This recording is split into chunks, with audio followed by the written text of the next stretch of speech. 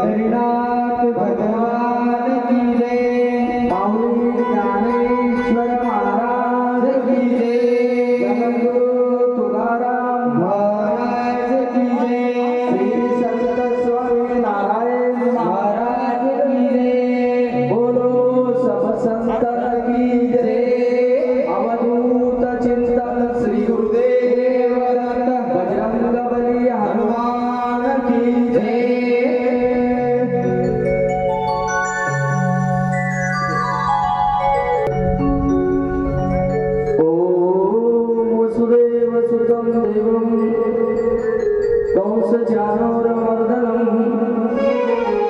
देवकी परमानंदम कृष्णं वंदे जगद्गुरु। गुरुर्ब्रह्मा गुरुर्विष्णु गुरुर्देवो महेश्वरा गुरुर्साक्षात् परब्रह्म तस्मै श्री गुरुवे नमः। ब्रह्मानंदं परम सुखदं केवलं ज्ञानमूर्ति द्वन्द्वातीतं गगनसदृशतत्त्वमस्यादिलक्षणम् एकं नित्यं विमलमचलं सर्वादिसाक्षिभूतं भावातीतं त्रिगुणरहितं श्री सद्गुरुतं नमः। नमो सद्गुरु तुकया ज्ञानदीपा। नमो सद्गुरु सच्चिदानंद रूपा। नमो सद्गुरु भक्त कल्याणमूर्ति। नमो सद्गुरु भास्करा पूर्ण कीर्ती। मनुष्यावृत्ती रागवे ख्याती केली। शिलासी शिखरे सागरे तारेली। तुका स्वामी हा पूर्ण ब्रह्म प्रकाशी। जळी रचले निर्जीवा कागदासी। महाराज हा जन्मला मृत्यूलोकी। दुसरी उपमा लाढळली हलोकी। भवसिंधूशी बांधिला असे सूर्यने। अनाथादिना कारणे तुकयाने। तुका भासला मानवी वेशधारी। परिहारिला विग्रही गारी। स्वयं श्रीहरु व्यापकु सर्व जीवा। तुका तोची हा पूर्ण ब्रह्म ठेवा। जया पूजिले आदरे पांडुरंगे। विमानस्थ केले प्रयाण प्रसंगे। तनो मानव दिव्यरूपीच केली। नद्याविद्य दिव्य लोकासी शिरले। जगद्गुरु तुकाराम महाराज की जय।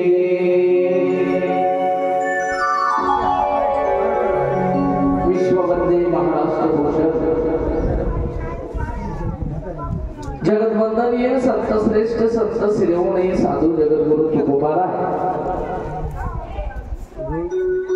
माऊली महावैष्णव श्रीमंत श्री ज्ञानेश्वर भगवान गौरीपुत्र गजानन कौशल्य पुत्र रघुनंदन नाथ स्वामी जनार्दन आदी करून थोर संत महात्म्याच्या आचार विचाराने आणि परस्परच्यानं पावन झालेल्या या महाराष्ट्राच्या संतांची भूमी असलेल्या महाराष्ट्रामध्ये आणि त्यातल्या त्यात आपल्या जिल्ह्यामध्ये आणि आपल्या तालुक्यामध्ये मुदखेड तालुक्यामध्ये मेडका नगरी गुरुवर्य वैकुंठवासी श्री संत नारायण महाराज यांच्या 38व्या पुण्यतिथीच्या निमित्तानं ह्या होत असलेल्या संत चरित्राच्या सेवे वर्णनाच्या सेवेच्या दुसऱ्या दिवसाची सुरुवात करीत असताना भगवान ग्रंथकर्ते भगवंताची स्तुती करतात. नारायण बाबा नवीन आले ताज गंगाधर महाराजांची काय आदरणीय आमच्या ऑर्गन मास्टर अनायासे आम्हाला लाभलेले पूर्वनियोजित नसलेले आदरणीय गंगाधर महाराज यांचं कृपया मी पामलवाड सरांना विनंती करतो की त्यांचा आपण सत्कार करावा.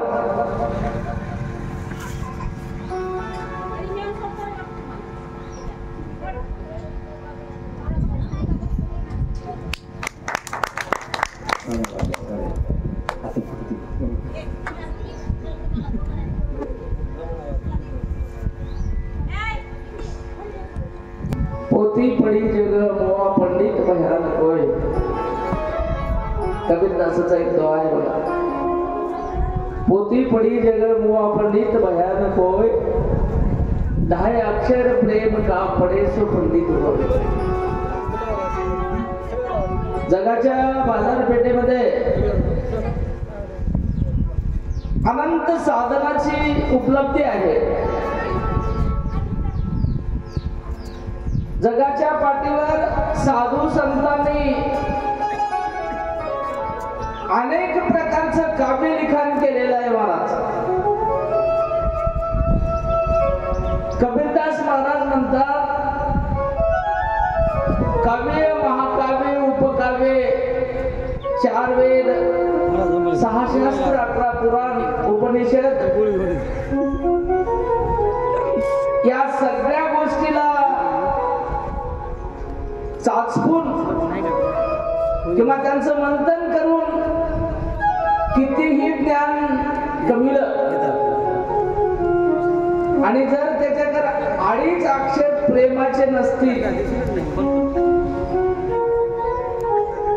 तर तुकोबाराय म्हणले अनेक नये माझे मना ओ का पंडित शहाणा. कितीही शहाणा असला तरी त्याच्या मनामध्ये जर भक्ती नसल प्रेम नसल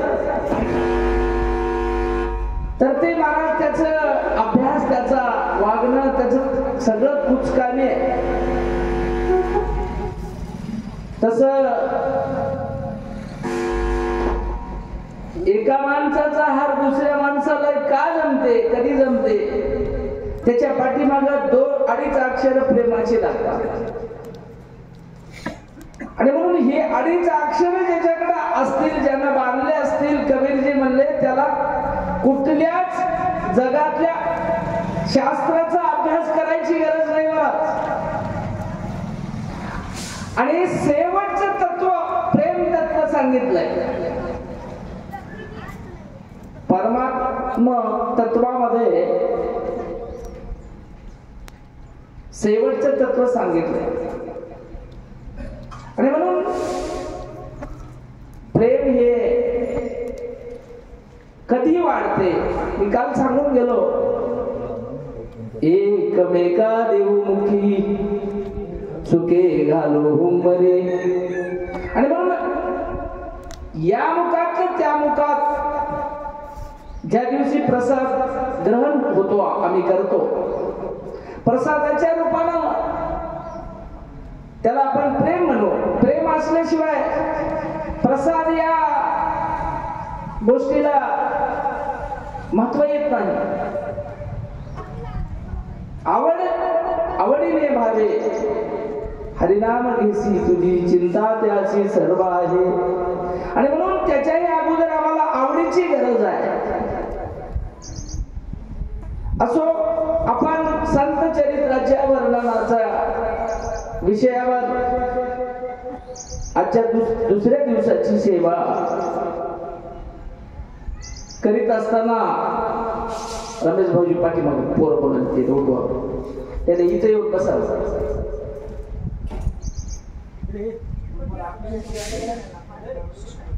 आणि म्हणून भागवत धर्माची पताका या थोर महात्म्यानं मूळ पाया रवला. ज्ञानदेवे रचिला पाया तुका झाला कळस. या उक्तीप्रमाणे माऊली महावैष्णव श्रीमंत ज्ञानेश्वर भगवान यांनी भागवत धर्माचा पाया रोवला. आणि कोणतं वाया बिघडलं पाया? ते चतुराई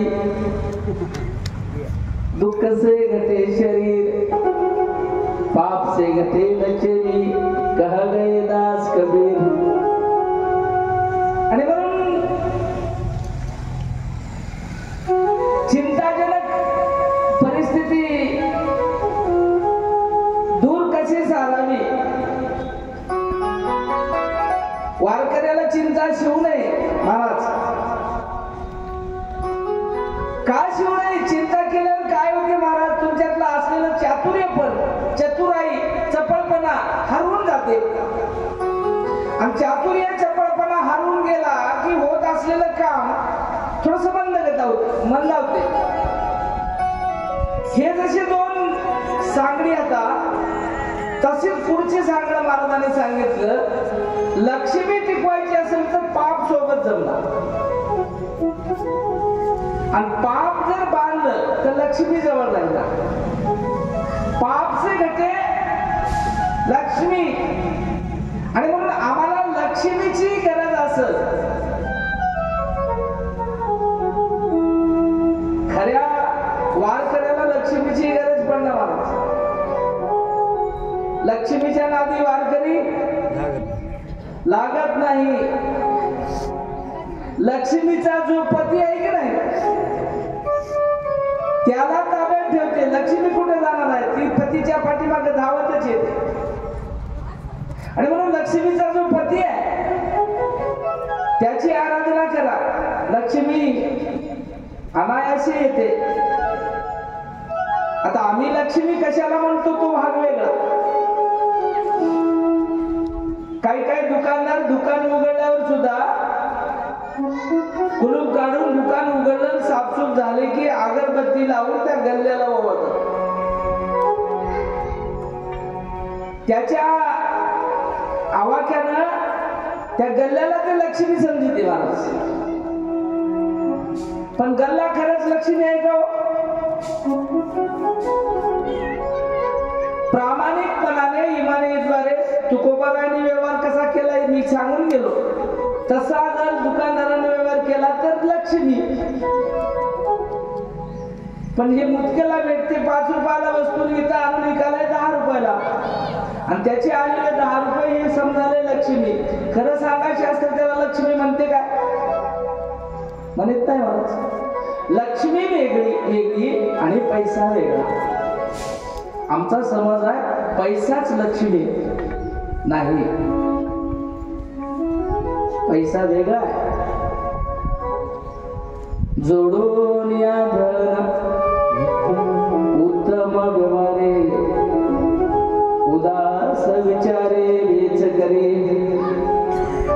प्रामाणिकपणाने व्यवहार करून जे आपण कमाई केली उत्तम व्यवहार करून जर पैसा जोडला असेल त्याला लक्ष्मी म्हणा. आणि अशा व्यवहारातून खर्च केलेला पैसा जर उदास अंतःकरणानं परमार्थावर जर खर्च झाला, परमार्थावर म्हणजेच नेमका सत्यालाच करावं असंही नव्हतं. एखादी दीन माणूस, दुबळा माणूस दवाखान्यात पीडित आहे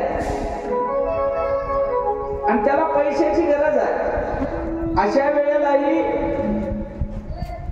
हृदयापासून अंतःकरणापासून तशा पेशंटला मदत करणं. जे का रंजले गांधले त्याशी म्हणे जो आपुले तोची साधू ओळखावा देव तेची जाणावा. आणि म्हणून उत्तम व्यवहारानं पैसे कमविलेले अशा ठिकाणी खर्च जरी झाले तरी त्यालाही परमार्थाच्या कक्षेत घेतलंय शास्त्र.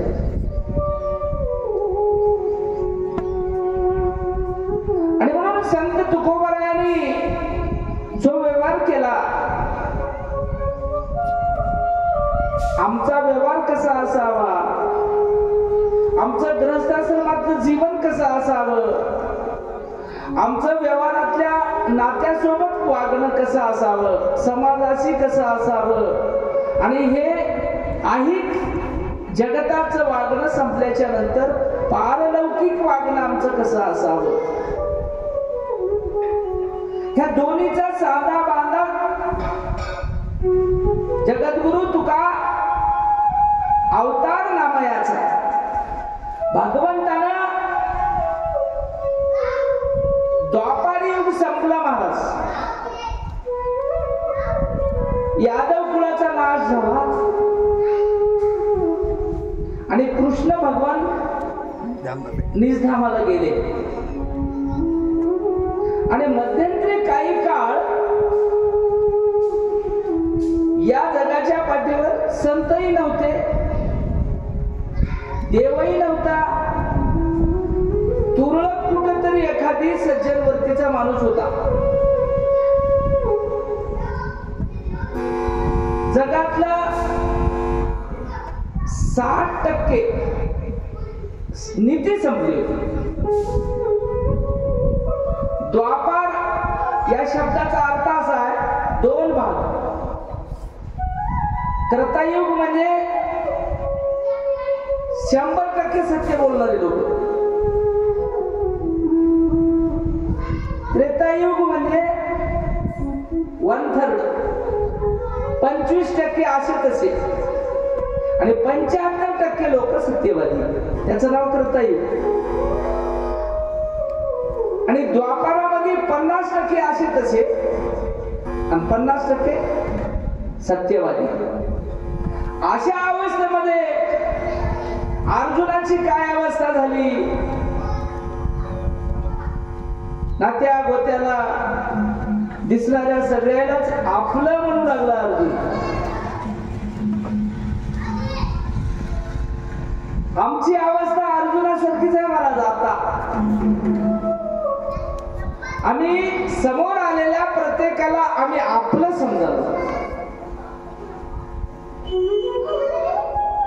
भगवंताने ज्या वेळेला रणांगणामध्ये दोन्ही सैन्याच्या मध्ये रथ उभा केला आणि अर्जुनानं सैन्याकडे नजर टाकली, युद्धाच्या तयारीला आलेले बघा, आणि नजर टाकल्यावर सगळे लोक आपलेच दिसले. आणि बघून अर्जुन हैराण झाला. भगवंताला सांगितलं, भगवान हे सगळे लोक आमच्या सध्या, यांना मी मारू?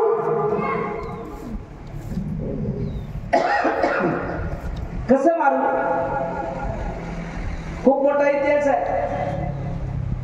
त्यावेळेला भगवंताने सांगितलं, त्याची गांधी धनुष्य गळून पडलं, निष्क्रिय झाला, व्याकुळ झाला.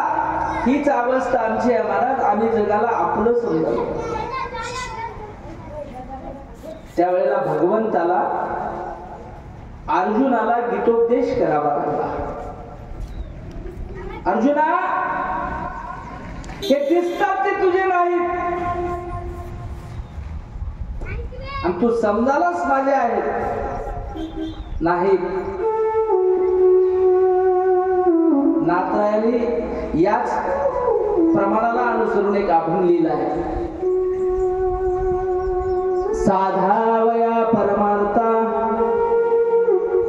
सायन होती माता पिता, सायन होती युवाई जावाई, आपण आपण साय पाही.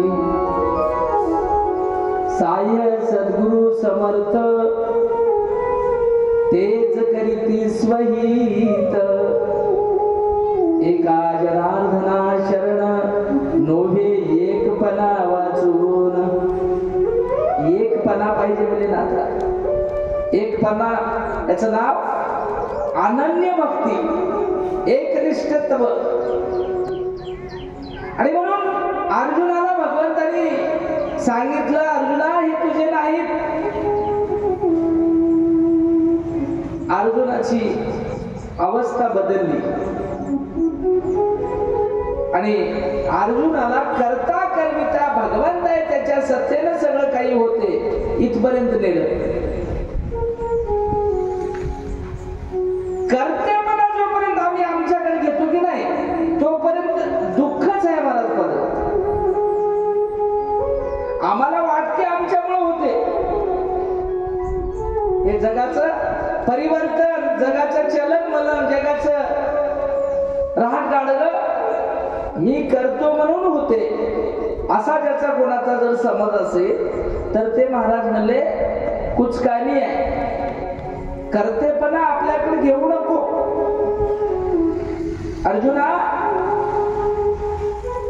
अर्जुनाला सांगितलं महाराज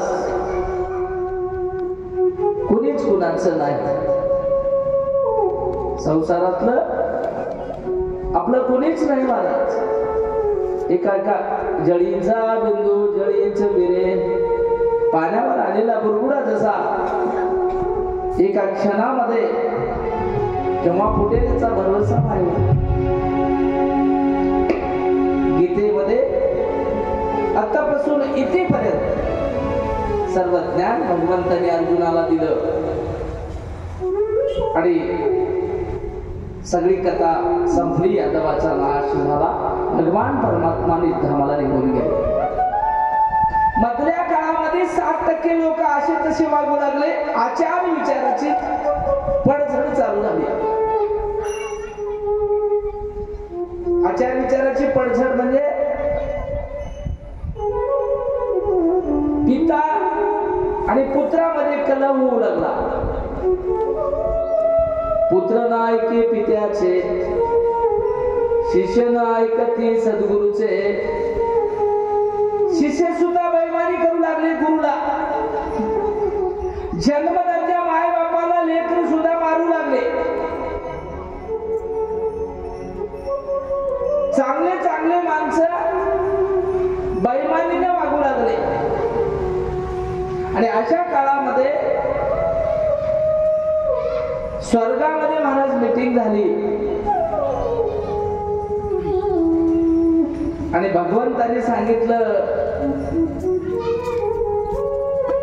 त्या प्रांतामध्ये त्या एरियामध्ये कोणाला तरी आचार विचाराची प्रणाली रुजविण्यासाठी सगळेच असे सोडून दिले तर कसं होईल. आणि म्हणून कुणाला तरी जावं लागते, कुणाला तरी पाठवावं लागते.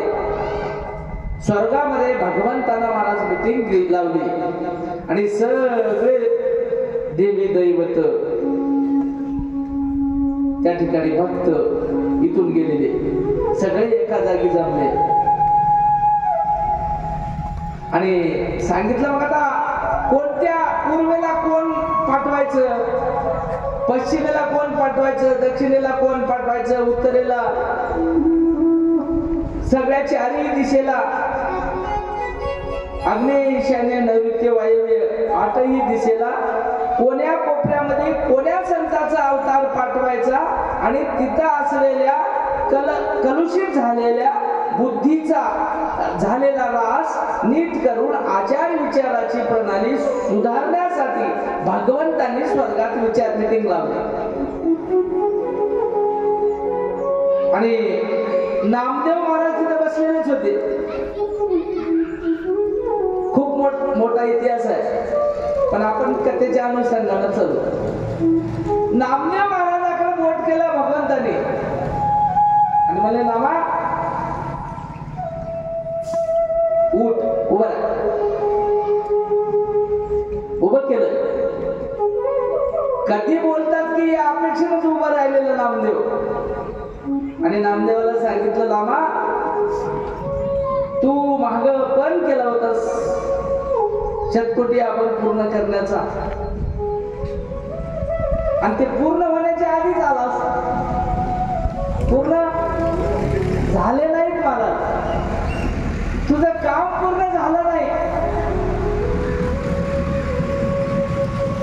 देवही लई नम्री हो, तुझं काम तिथं आहे म्हणले नाही, तुझं काम झालं नाही. आणि तुझं काम अपूर्ण राहिले म्हणजे अभंगाचं. आणि त्याच्यामुळं आता तू जाय कर्मभूमीवर आणि तुझं काम पूर्ण करून ये. आणि कलुषित झालेल्या कलियुगातल्या लोकांना, नेमका कलियुग चालू झाला होता.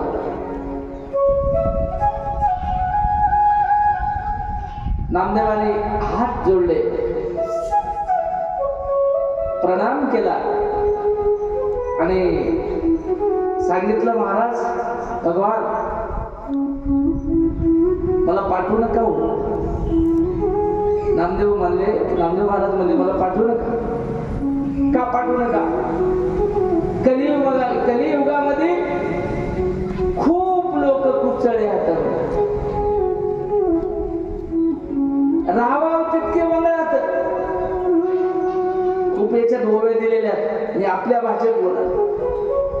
कलियुगामध्ये एकही जीव नीट नाही. जन्माला यावंच लागते त्याला जीव म्हणा. आणि जड जीवाचा उद्धार करायला अवतरतात त्याला संत म्हणा. आणि दोन्हीचाही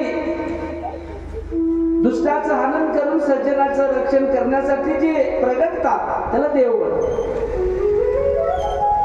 त्यावेळेला नामदेव रायाने सांगितलं, महाराज मला पाठवू नका, कारण कलियुगामधले लोक नीट नाही. आचार विचाराची पडझड झाली सगळी. तिथं भक्तीला, परमार्थाला, सद्वृत्तीला, सज्जन वृत्तीला थारा नाही. आणि म्हणून या गोष्टी जिथं नाहीत तिथं जाणं अवघड आहे. त्यावेळेला भगवंताने सांगितलं, चिंता करू नको. तुला चिंता करायची काय गरज आहे? धर्म, अर्थ, काम आणि मोक्ष 4 पुरुषार्थ सोबत दिले. हे घेऊन जाय म्हणले सोबत. तरी नामदेव महाराज म्हणले एवढ्यावर भाग ना हो, कारण मोक्ष सुखा हानू लाता. जर एखादी म्हणलाच तर एवढ्यावर कसं भागते? तर देवानं सांगितलं, हे 4 पुरुषार्थासोबत मोक्षही तुला वेगळा देतो, ते घेऊन जा. कैवल्य मुक्ती तुला वेगळी देतो, त्याच्यासोबत ते घेऊन जा. आणि ती कलियुगामध्ये तू त्याच्या विचारामध्ये बुद्धीचा पालक धरारे काही ही शिकवण दे. आणि कलियुगातल्या सामान्य जड जीवाला परमार्थ दृष्ट्या चालण्यासाठी तिथं विचार रुजव भगवंताच्या नामाचे. आणि त्यावेळेला नामदेव तयार झाले. ठीक आहे म्हणे भगवान, मी जाईन, पण कुठे जाऊ? ठीक आहे, आता कर्मभूमीवर जायचं आहे, पण जाऊ नेमकं कुठं? कोणत्याही देशात मी जाणार नाही.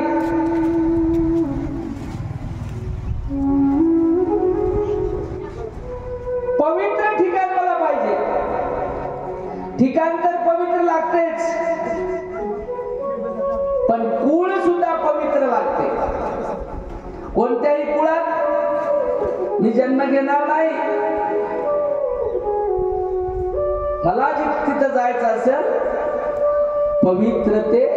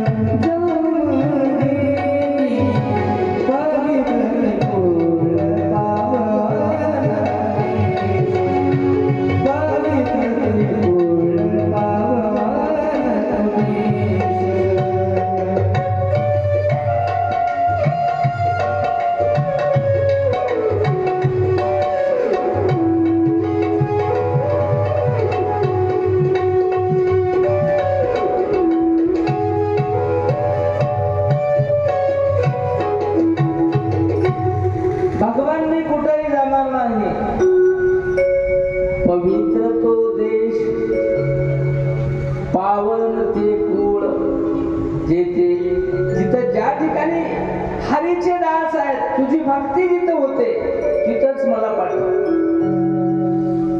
सगळी व्यवस्था केली महाराज आणि कर्मभूमीमध्ये विश्वपर्वाचं पुण्य फळाला आलं होतं. 8व्या पिढीचे इतिहास आपण 2 वर्ष झालं तुकोबारायांचं चरित्र सुंदर बघितलं. पण काही लोक आमचे बाल पाटील म्हणले माऊलीचं चरित्र सांगा, संतांचे चरित्र सांगा. तुकोबारायाचा इतिहास 2 वर्ष झाला ऐकलाय आणि म्हणून तुकोबारायाचा अवतार या ठिकाणी आपण 2 वर्ष बघितला. माऊलीचं ज्ञानदेवे रचिला पाया, तुका झाला असे कळस. तुकोबारायाची कथा आपण बघितली. लोकांचा मानस संत चरित्र 7 दिवसाचे 7 चरित्र घ्या, तर त्याच न्यायानं अनुसरून भागवत धर्माचा पताका ज्या महात्म्याने रचला म्हणजे रोवला पाया. महाराज बिल्डिंग जितकी मोठी बांधायची आहे की नाही तितकाच पाया मजबूत लागतो. आम्ही वर्णन करतो भागवत धर्माचं, त्याच्या व्याप्तीचं, पण या गोष्टीच्या मूळव्यात जर गेलो आम्ही तर ती मूळव्या किती भक्कम असत. बिल्डिंग जर इतकी भक्कम आहे तर मूळव्या किती भक्कम असत. आणि म्हणून न भूतो न भविष्यती, चंद्र सूर्य असेपर्यंत भागवत धर्माला ग्लानी येणार नाही, किंवा ग्लानी आणि भागवत धर्म या गोष्टी जुळत नाही. आणि म्हणून ज्या महात्म्यांनी भागवत धर्माचा पाया रोवला, गोदावरी काठी पैठण नावाची एक जुनी नगरी आणि त्या पैठण पासून 12 किलोमीटरवर असलेलं छोटस एक आपेगाव, 10-12 किलोमीटर असेल पैठण पासून. त्या काळामध्ये छोटस होतं, आज त्याची व्याप्ती वाढली. आणि म्हणून अशा पुण्य पवित्र ठिकाणी गोविंद पंत कुलकर्णी नावाचे एक त्या गावात सद्ग्रस्त सद्ब्राह्मण राहत होते. आणि गोविंद पंत कुलकर्णीची जोडीदारी अर्थात पत्नी, तिचं नाव होतं नीराबाई. दोन्ही जोडपे संसार करीत असताना, आता ब्राह्मणाचं जोडपं म्हटल्याच्या नंतर सुशील, श्रद्धाळू, भक्तियुक्त अंतःकरण असलेलं, नित्य दैनंदिनी शास्त्राने सांगितल्याप्रमाणे करायची. ब्राह्मण असल्यामुळं लोकांना काहीतरी शिकवावं या न्यायानं दिनचर्या करणारा जोडपा महाराज सुंदर त्या ठिकाणी वास्तव्याला होतं. ग्रहस्थाश्रम कंटत असताना दिसामासा दिवस निघून गेले. 45 वर्ष झालं महाराज त्यांच्या लग्नाला पोटी संतान नव्हतं. आणि संतान जरी नसलं महाराज, ज्याचं चित्त स्थिर आहे माणूस विचार करते, काय करणार आहे मुलगा तरी, पोटी संतान असणाऱ्याची काय अवस्था आहे, नसणाऱ्याची चिंता करू नये. प्रसन्न महाराज, संतान नसणाऱ्याने वाईट वागणाऱ्याची संतान जी आहे त्याच्याकडे जरासं बारकाईनं बघावं, म्हणजे आपलं दुःख कमी होते. सगळेच महाराज कलियुगातले श्रावण बाळ नसतात, सगळेच लेकर कलियुगातले पुंडलिक नसतात. काही पुंडलिक हो भगवंताची प्राप्ती केलेले पुंडलिक वेगळे आहेत. आणि म्हणून 45 वर्ष जवळपास वेळ निघून गेल्याच्या नंतर यायला एक लेकरू झालं. कुणाला? गोविंद पंत कुलकर्णी आणि मीराबाई. आणि यांच्या सुंदर वेलीवर एक गोंडस बाळ जन्मलं. त्याचं नाव यांनी पंढरीची वारी घरात असल्यामुळं विठ्ठल ठेवलं. आणि म्हणून लेकराचं नामकरण झालं. हळूहळू हळूहळू कालांतरानं विठ्ठल बालवयातून किशोर वयातून कुमार अवस्थेत, कौमार्याकडून प्रौढ अवस्थेत हळूहळू दिसा मासा वाढू लागला. कारण निसर्गामध्ये पृथ्वीचा नियमच आहे, स्थलांतर किंवा बदल. आणि म्हणून हे लेकरू जसं जसं मोठं होऊ लागलं तसं तसं त्या लेकराला संस्कारामधून शिकवण देऊ लागले. नित्य दैनंदिनी भगवंताची पूजा अर्चा, भगवंताचं चिंतन, ध्यान, मनन, अतिथीची सेवा, गृहस्थाश्रमातले सगळे नियम त्या विठ्ठलाला शिकविले. आणि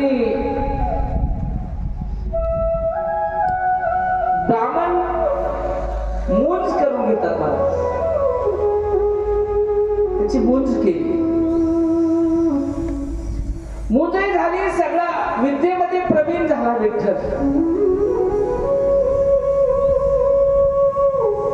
आणि सगळ्या गोष्टीचा अभ्यास झाल्यामुळं हळूहळू संसाराची विरक्ती येऊ लागली.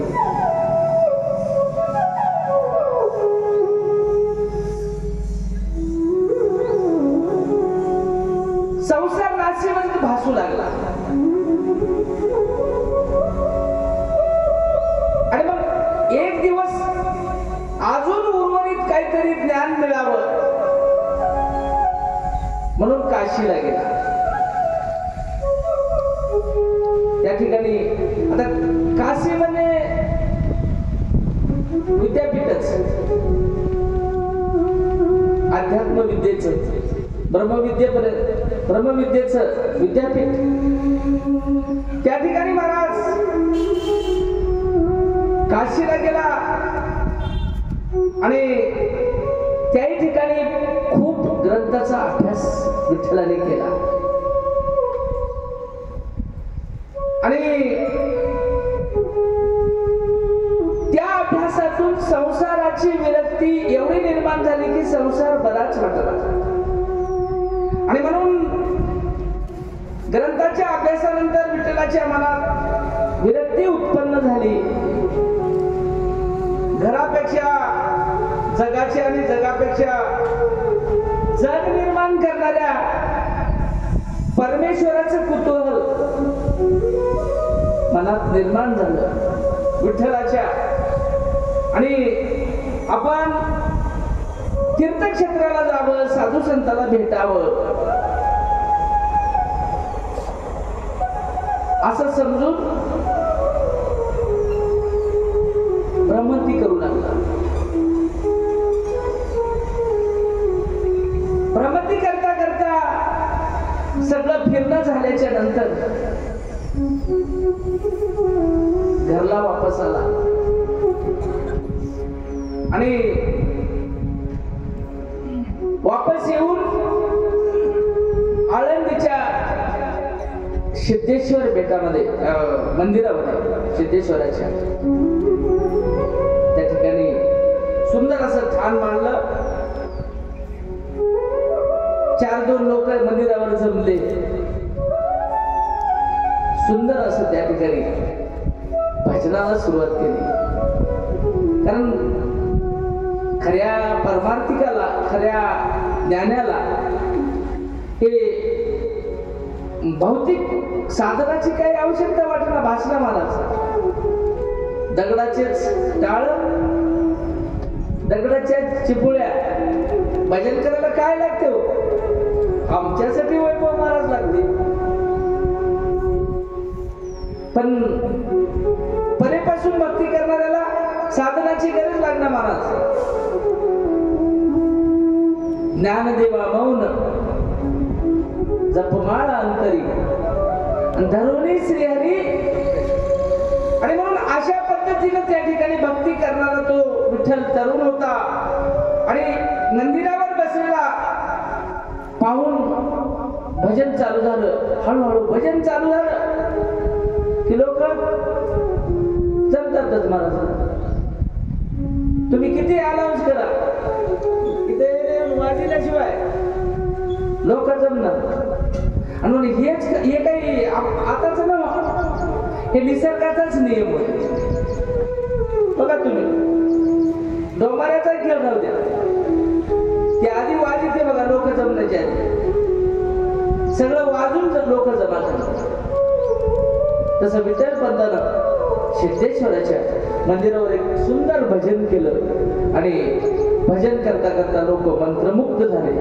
गंगाधर महाराज तुम्ही एक सुंदर भजन करा जेणेकरून लोक मंत्रमुग्ध हो विठ्ठल माझा माझा माझा माझा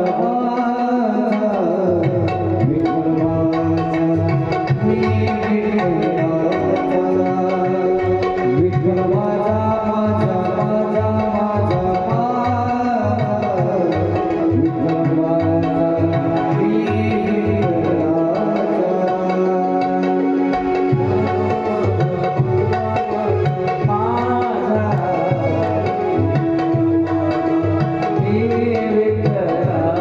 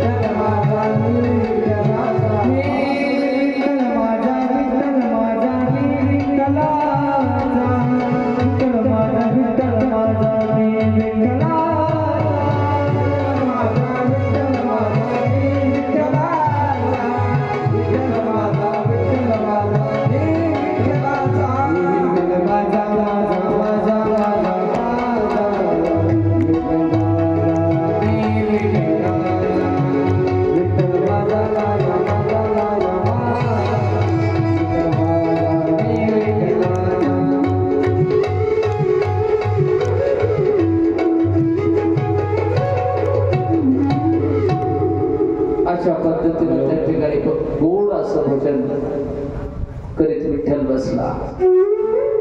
भजन संपल्याच्या नंतर दिसामासा लोक जमा झाली. सुंदर असं प्रवचन सुरू केलं. प्रवचन ऐकण्यामध्ये लोक मंत्रमुग्ध झाले. लोकांच्या जीवाच्या हिताचा विषय ऐरणीवर घेऊन लोकांचं हित समाजाचं कसं होईल मनातून बोलणारा माणूस प्रवचन करू लागला की हळूहळू लोक जमले. त्या दिवसाचा प्रवचनाचा कार्यक्रम संपला आणि त्याच प्रवचन ऐकण्यासाठी त्याच गर्दीमध्ये सिद्धोपंत आले होते. सिद्धोपंतांना या लेकराकडे जरा बारकाईनं बघितलं आणि सिद्धोपंताचा चष्मा जरा वेगळा होता. का वेगळा होता? सिद्धोपंताची मुलगी रुक्मिणी नावाची लग्नाची होती. लग्नाची मुलगी घरी राहिली की बसलेल्या प्रसंगामध्ये कोणत्याही समाधान बसो त्या मुलीच्या बापाला एक वेगळा चष्मा राहते. सप्त्यामध्ये बसलं तरी ते त्याच्या चष्म्यातूनच चौकशी करते.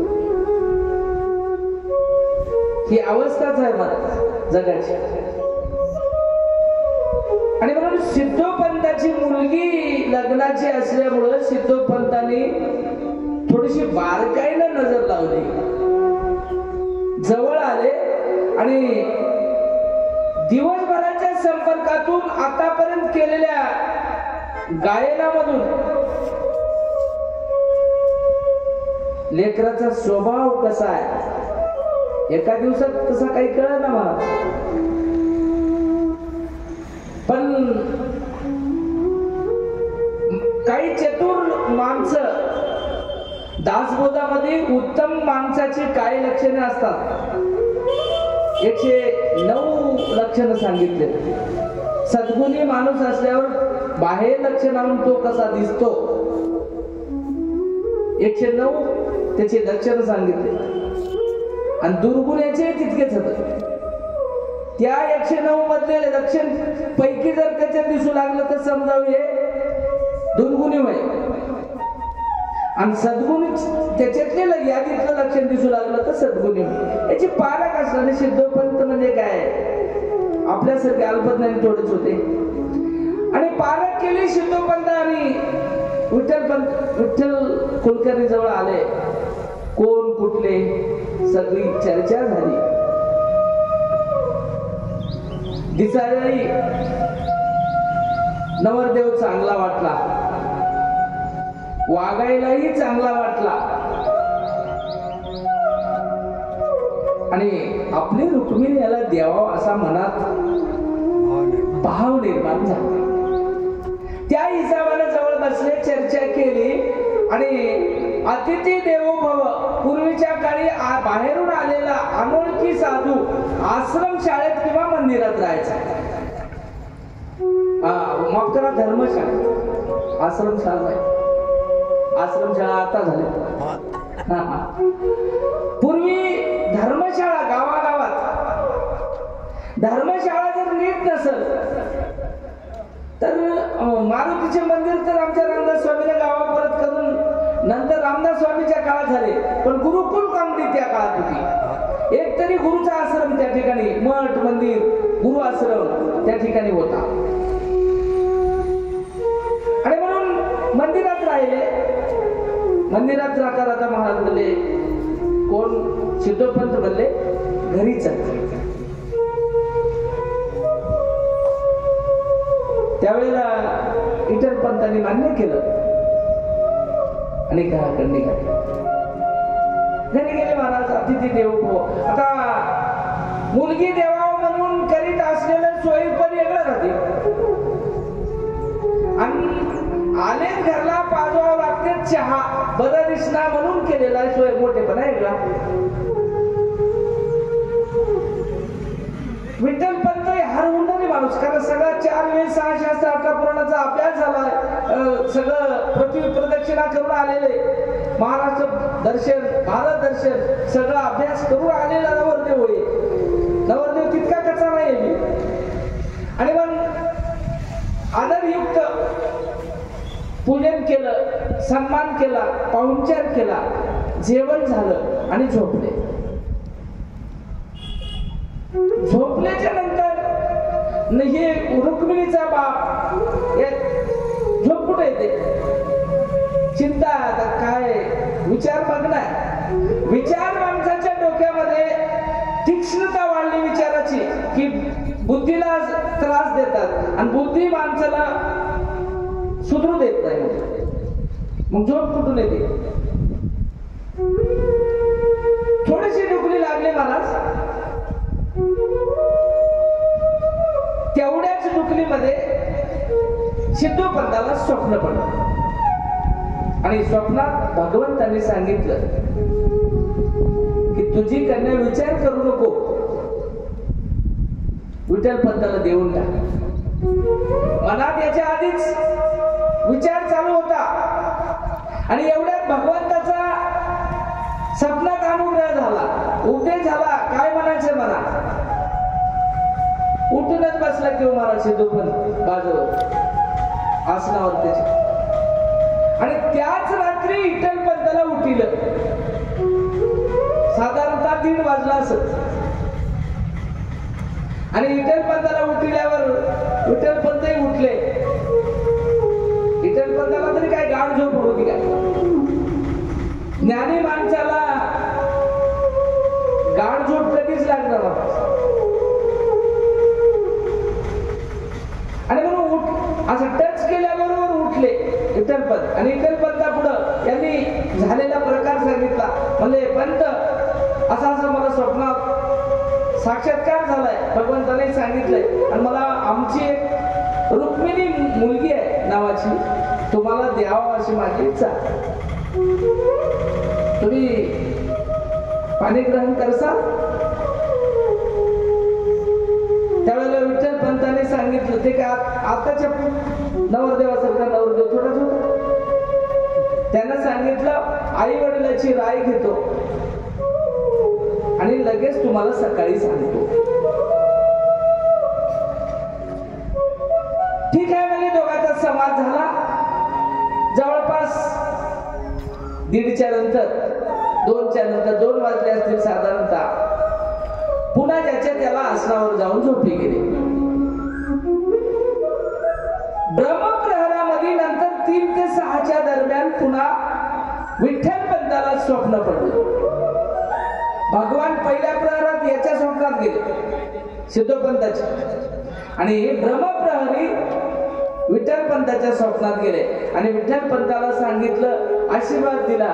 आणि सिद्धोपंताची रुक्मिणी नावाची मुलगी आहे, तुला देणार आहे, खुशाल कर. आणि त्यावेळेला स्वप्नाला सुद्धा महाराज जीवनामध्ये अर्थ आहे. सहदेव भाडळी नावाचा एक ग्रंथ आहे.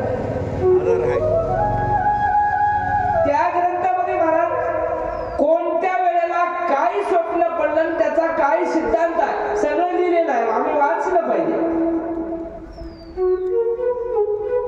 त्याच्यामध्ये इडा पिंगळा सुषुम्ना नाडी चालू असताना कोणती नाडी चालू राहिल्यावर कोणत्या दिशेला गेल्यावर काय काम होते याचंही वर्णन आहे. आता हे चांगले त्या गोष्टीचा अभ्यास असणारी लोक चटकन विचारा तुम्ही, महाराज मी मुदखेडला चाललो, असं असं काम आहे, होईल की नाही? एका मिनिटात ते त्याची नाडी स्वतः परीक्षा करून तुम्हाला सांगते तुम्ही जात असलेलं काम होते की नाही. सहदेव भाडळीचा अभ्यास म्हणतात त्याला. आणि सहदेव भाडळीनं सगळं संसारात येणाऱ्या अडचणी त्याच्यामध्ये इतका बारकाईने अभ्यास केलेला आहे. पंचांगाचे आपण जे पंचांग पाहतो की नाही, पंचांगाचे 5ही अंग ज्या वेळेला जुळतात एका ठिकाणी, त्यावेळेला त्या घटीला त्या तिथीला काय म्हणतात, किंवा एक अंग जुळल्यावर एक काम करीत असताना काय काम केल्यावर काय परिणाम होते, कोणत्या वेळेला पेरणी करावी, कोणत्या वेळेला कोण शुभ काम करावं, कोणत्या वेळेला घराच्या बाहेर किती वाजून किती मिनिटाला निघावं, निघत असताना कोणता पाय पुढे टाकावा, वगैरे त्या विषयाकडे मी जाणार आहे. पण स्वप्न पडल्याच्या नंतर कोणत्या स्वप्नाचे काय सिद्धांत असतात सहदेवानं भाडळीला सांगितलेला विषय आहे त्याच्यात. तर या स्वप्नाचे सिद्धांत सिद्धोपंताला आणि विठ्ठल पंताला दोघांनाही सुंदर कळाले म्हणण्यापेक्षा दृष्टांतच भगवंताने सांगितला येऊन खुशाल करा, त्याला सांगितलं देऊन टाका, त्याला सांगितलं करून टाका. याची सकाळी महाराज 3 ते 6च्या मध्ये सोयरीक झाली आणि विठ्ठल पंतांना सांगितलं ठीक आहे म्हणे आपण पुढे ज्येष्ठांची अनुमतीनं पुढची विधी करू. आणि विठ्ठल पंत उठले तिकडे बरोबर तिथे उठा ठेव सहमतीनं विठ्ठल पंत घ्या नाव लिहून घ्या. चला विषय संपवा. खाली बस मावशी.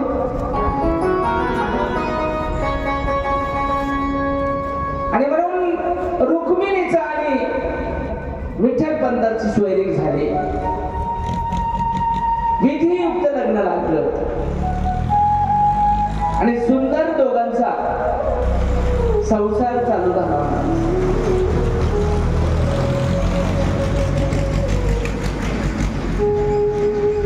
आणि संसार करता करता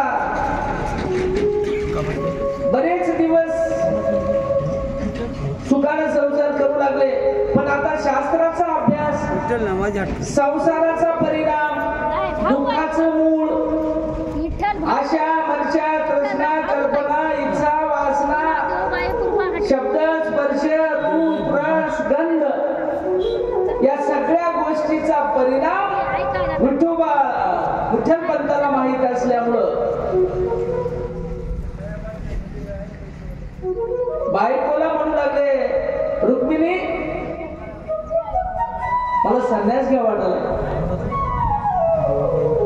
कराले संसार पण मनात विरक्ती आहे, लक्षात ठेवा.